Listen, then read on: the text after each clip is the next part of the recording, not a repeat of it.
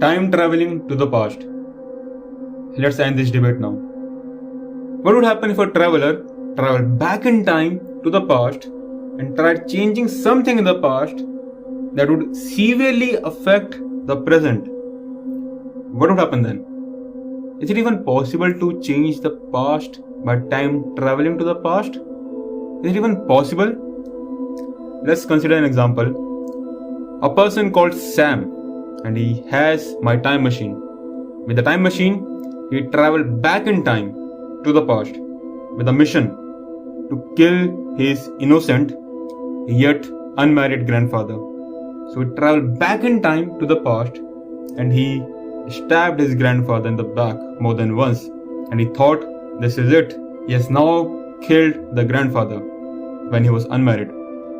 So he came back to the present and he is now wondering, there is no such paradox that has arrived now. So far so good, is it? So for clarification, he reached out to his grandmother, and she is still alive, not the grandfather. So he reached out to his grandmother and he asked her that how she met with the grandfather. And then she told him that they both met in a hospital. She used to be a nurse there. His grandmother used to be a nurse in a hospital. And there, at that moment, his grandfather was admitted in the hospital. He was badly injured, he was barely conscious, he was actually stabbed in the back by some lunatic time traveler, who knows. So she was a nurse there, his grandmother, and she operated him, and that's where they both fell in love with each other. Well, it's an effect called fluorescein night angle effect, where a nurse falls in love with her patient. So yeah, they both fell in love with each other. And that was the moment they both fell in love with each other. So that's how they both met each other. Now imagine what would have happened if a Sam has never ever traveled back in time. What would have happened then? If he had never traveled back in time, and if he had never stabbed his grandfather in the back, notice his grandfather would have continued to walking on along the pathway. He would never have been admitted into the hospital. So he never had a chance to meet with the grandmother. That means actually Sam became the reason for the meeting. Sam didn't actually change the past, he actually created the past.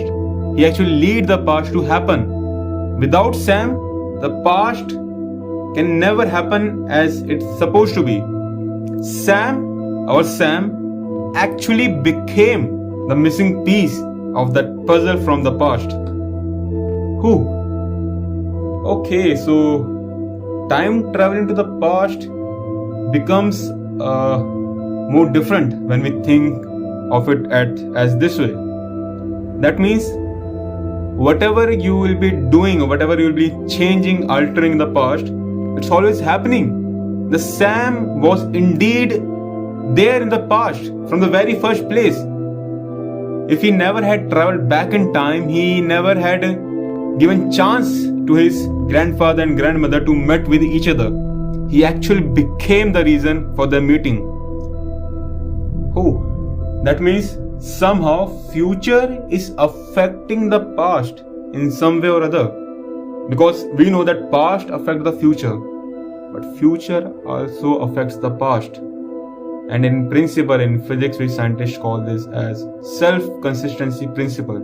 It basically creates a loops. It basically loopifies this whole timeline scenario.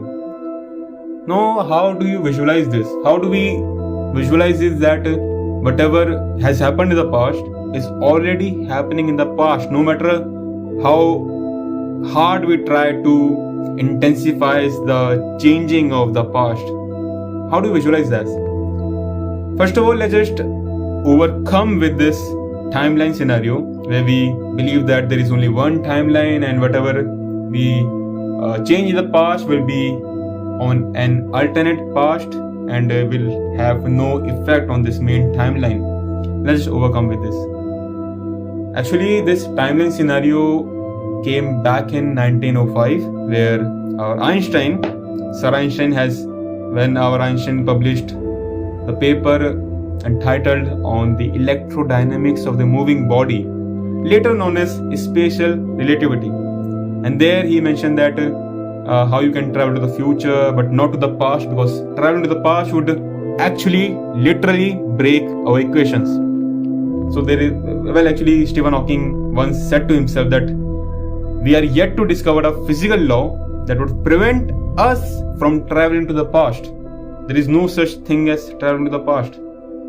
However, in our current scenarios, in this self-constitution principle, we are now allowed to travel to the past, but not in the same way that we think we should do. Because traveling to the future is comparatively much easier to travel back in time. Because you just have to be relatively faster than others to arrive in the future. Or just have to be in a higher gravitational potential zone to arrive in the future. And that's basically our theory of relativities. Our Einstein described it as it is. Now, how do you picture this sort of whole timeline scenario that I just described with you? Now imagine every event that supposed to happen on the timeline is represented by a single dot. Now each event can have multiple possibilities, multiple future. For example, if I have this pen either can fall down or either I can catch this. There are multiple possibilities of this single pen, this single event. Either I can throw it out of the window, either I can write it down, my theories, either I can give you an autograph with this pen. So many things, so many possibilities. So each possibilities of a single event will occupy multiple dots. That means for a single dot, for a single event, there would lie multiple dots, multiple possibilities. That means in the past, when let's talk about the Sam example. In the past, the grandfather of Sam would also have multiple possibilities in the past. Either he can walk along the pathway and never have met the grandmother, or he can be killed, or either he can be stabbed in the back with his grandson without saying hi or hello to him. He just stabbed him in the back.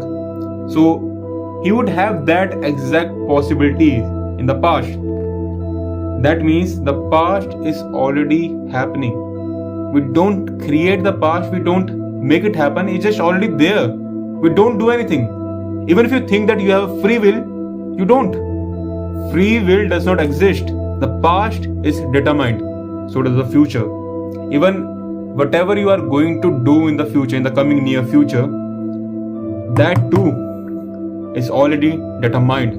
That too will lie within the boundaries, within the frontiers of the universe. You cannot do things that are beyond this universe. You cannot do that. You shouldn't supposed to do that. And you cannot do that basically. Basically, the future is already determined. So does the past, so does the present, so does everything. Everything in this whole universe is determined. It's us that we don't know that it is determined, because we are also determined. Our thoughts are determined. Even this conversation, even this speaking is determined. Even this throwing of pen and maybe not catching it. Yeah, this is too determined. Everything is determined, and the universe is determined.